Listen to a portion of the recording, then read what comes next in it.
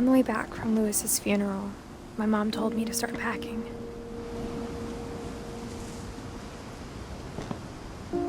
She waited until the day before we left to tell Edie.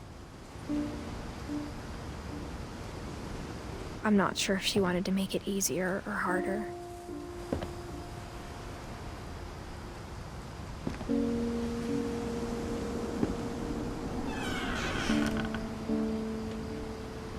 I wish we'd stayed.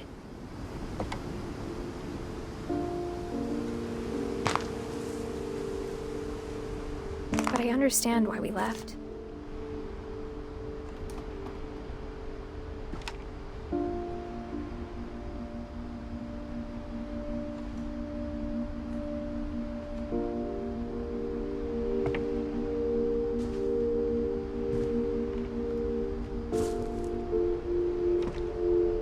My mom ended up leaving everything behind.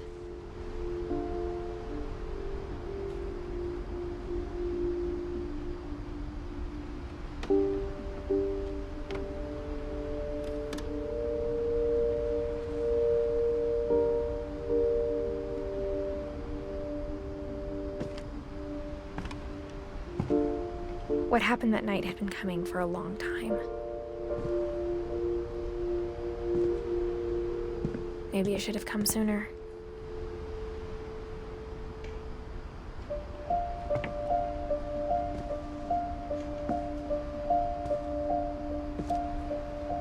But it had to end one way or another. All that's left now is to tell you about that last night.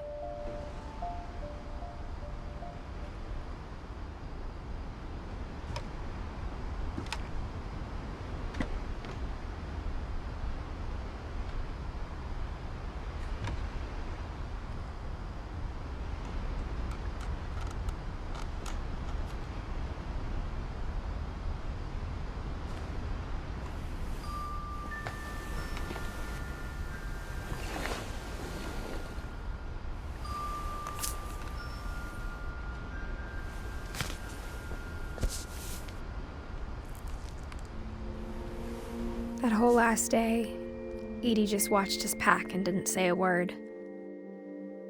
Until supper, when she raised her glass and said, "To our final night together, and all our final nights apart."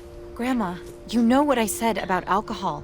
Some of your medications are very Edith, specific. I left a present for you in the hallway. Why don't you go open it? The grown-ups have to argue now. I'm sorry, you're right. We're all leaving tomorrow. Let's just enjoy our last... I'm not leaving. Edith, you're excused.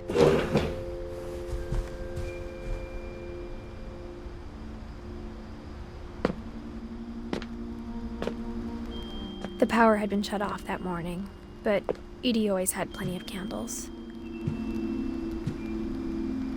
When my mom sealed the library, I don't think she knew about the other entrance. Or that Edie had a key to it.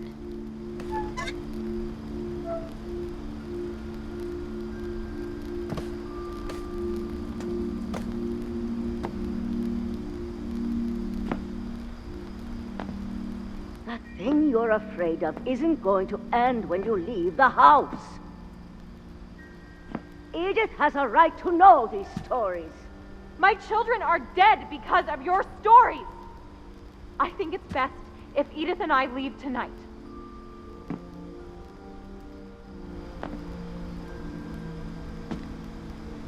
We'll have the nursing home send a van for you in the morning, okay?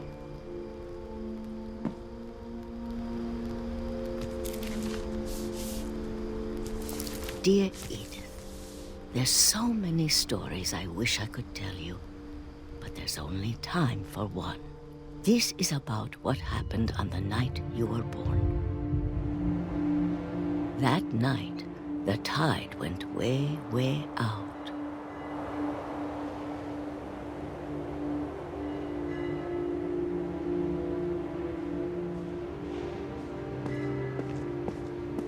It was the first and last time I ever saw the old house aground.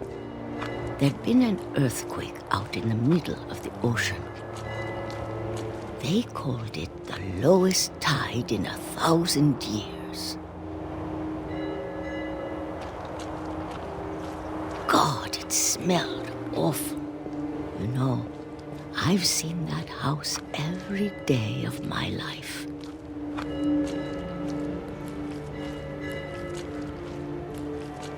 But I never thought I'd go back to it. When the fog rolled in, I lost my way.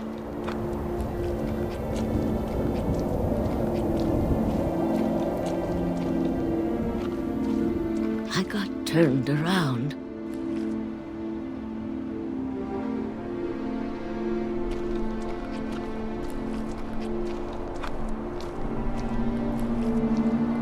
I started seeing things.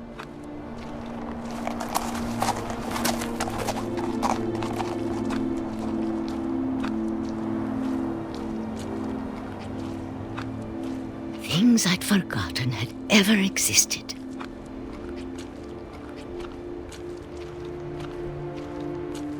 But when I saw them, they felt like old friends.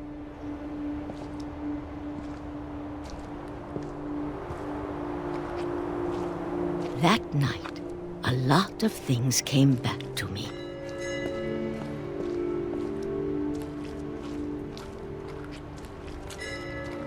Or maybe I came back to them.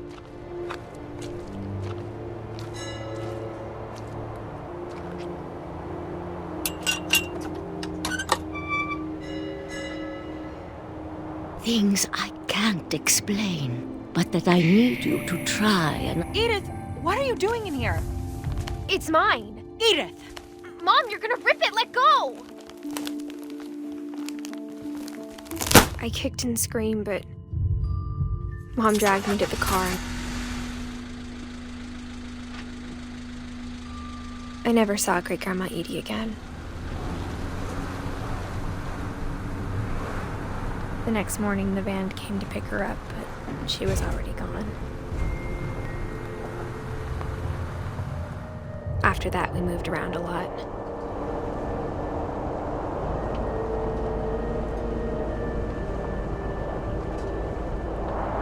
We both tried to make the best of it.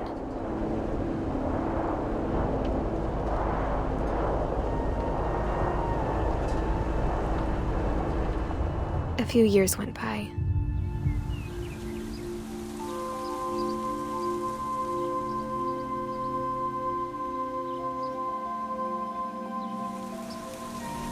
My mom didn't like to talk about it, but she started getting sick a lot. The rest happened pretty quickly. She got better for a while, and then she didn't.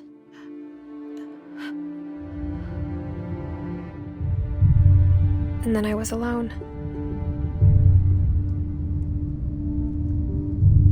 The last Finch left alive.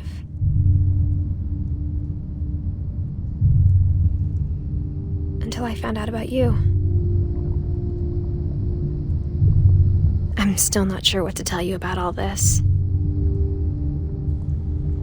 If we lived forever, maybe we'd have time to understand things. But as it is, I think the best we can do is try to open our eyes. And appreciate how strange and brief all of this is. This journal was supposed to be for you. But now I hope you'll never see it. I just want to meet you and tell you all these stories myself. But I guess if you're reading this now, things didn't work out that way.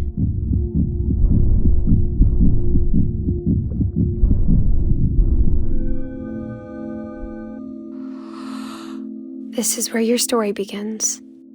I'm sorry I won't be there to see it. It's a lot to ask, but I don't want you to be sad that I'm gone. I want you to be amazed that any of us ever had a chance to be here at all. Good luck.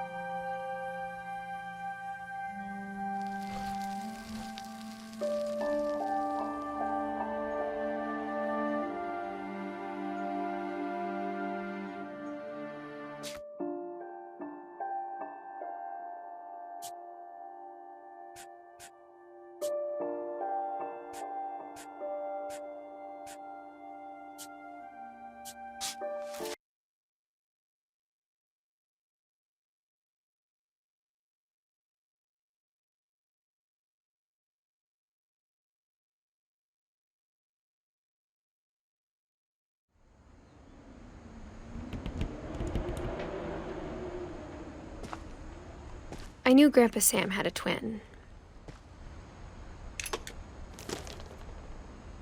And that he never talked about him.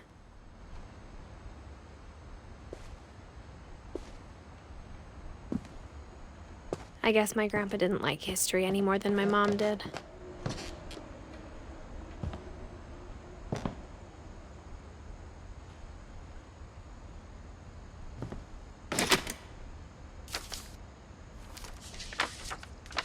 How I Want to Remember My Brother by Sam Finch. The thing I remember is that when he made up his mind, that was it. My brother said he'd die before he ate another mushroom, and he did.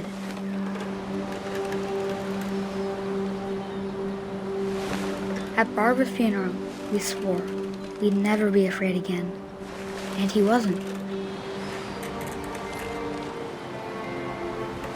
I think Calvin always wanted to fly. Sam! Calvin! Dinner's ready! Coming! But that day, he finally made up his mind to do it. I told him going around was impossible.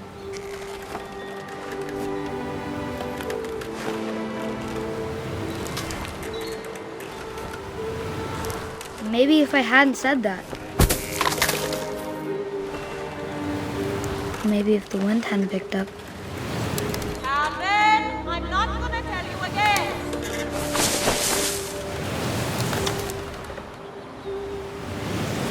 Then maybe he'd still be here.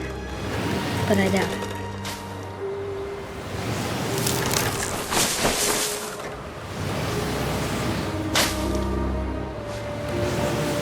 I think he'd already made up his mind.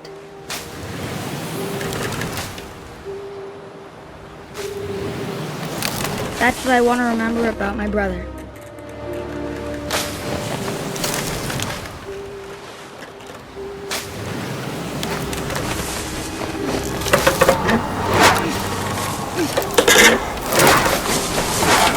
The day he made up his mind to fly. And he did.